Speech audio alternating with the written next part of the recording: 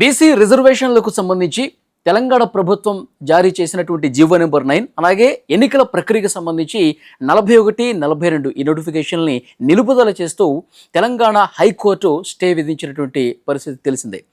అయితే ఈ కోర్టుకు సంబంధించిన ఆర్డర్ కాపీ బయటకు వచ్చింది. ఆర్డర్ కాపీలో చాలా స్పష్టంగా చెప్పారు, మేము ఈ ఎన్నికల ప్రక్రియకు సంబంధించి ఏవైతే ఈ రిజర్వేషన్లకు సంబంధించి తెలంగాణ ప్రభుత్వం ఇచ్చినటువంటి ఈ జీవోని ఈ నోటిఫికేషన్కి సంబంధించినటువంటి వీటిని మాత్రమే మేము స్టే ఇచ్చాం తప్ప ఎన్నికల ప్రక్రియకు కాదు అని కూడా చాలా స్పష్టంగా కోర్టు ఆర్డర్ కాపీలో ఉంది. అంటే ఏవైతే పెంచినటువంటి రిజర్వేషన్స్ ఉన్నాయో వాటన్నిటిని కూడా ఓపెన్ కేటగిరీలో చూపించి మళ్ళీ యథాతథంగా మీరు ఎన్నికలు నిర్వహించుకోవచ్చు, గతంలో ఉన్నటువంటి రిజర్వేషన్ ప్రాతిపదికన మీరు ఎన్నికలకు వెళ్ళొచ్చు అని కూడా అందులో చాలా స్పష్టంగా హైకోర్టు తెలియజేసినటువంటి పరిస్థితి ఉంది. ఇప్పుడు తెలంగాణ ప్రభుత్వం పాత రిజర్వేషన్ల ప్రకారమే ఎన్నికలకు వెళుతుందా అన్నది కూడా చూడాల్సిన అవసరం కనిపిస్తుంది. తెలంగాణ ప్రభుత్వం అతి త్వరలోనే దీని మీద ఒక డెసిషన్ తీసుకొని పాత పద్ధతి ప్రకారం వెళ్ళాలా, లేదంటే లీగల్గా మరొకసారి ఫైట్ చేయాల్సినటువంటి అవసరం ఏమైనా ఉందా, దీని మీద ఒక డెసిషన్ తీసుకునే అవకాశం కూడా చాలా స్పష్టంగా కనిపిస్తోంది.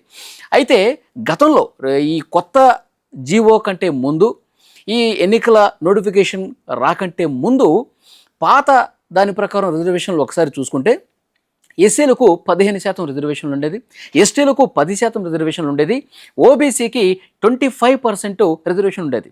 మొత్తం కూడా 50% ఏదైతే సుప్రీంకోర్టు విధించినటువంటి పరిమితి ఉందో 50% రిజర్వేషన్లు దాటకూడదు అన్నటువంటి నిబంధన ఏదైతే ఉందో దానికి లోబడి గతంలో ఉండేది.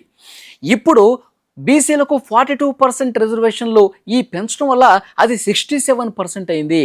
ఇది పూర్తిగా 50% పరిమితికి లోబడి లేదు కాబట్టి దీన్ని నిలుపుదల చేస్తున్నాం. మేము ఎక్కడా కూడా ఎన్నికలు నిర్వహించొద్దు, ఎన్నికలు ఇప్పట్లో మీరు నిర్వహించొద్దు అని చెప్పి మేము చెప్పట్లా, కానీ పాత పద్ధతి ప్రకారం నిర్వహించుకుంటే ఇబ్బంది లేదు.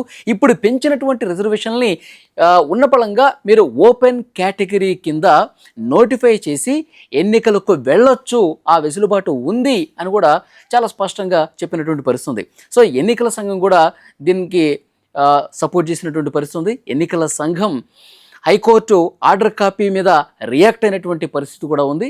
సో డెఫినెట్గా తెలంగాణ ప్రభుత్వం తీసుకున్న డెసిషన్ బట్టి పాత రిజర్వేషన్ల ప్రకారమే 50% పరిమితికి లోబడే ఈ ఎన్నికల ప్రక్రియ సాగుతుందా, మరికొంత డిలే ఏమన్నా అవుతుందన్నది కూడా చూడాల్సినటువంటి అవసరం కనిపిస్తోంది.